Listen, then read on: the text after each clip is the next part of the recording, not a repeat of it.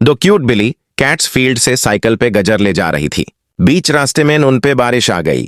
बारिश में भीगते भीगते वो मुश्किल से घर पहुंची। फिर वेट कापदोन में ही उन्होंने गजर काटना शुरू किया। उसके बाद उन्होंने कुकिंग स्टार्ट की। तेल डाला पतील कढ़ाई में और फिर गजर डाल के यमी सूप बनाया। सूप बनाते टाइम दोनों बिल्ली बहुत मजा कर रही थी।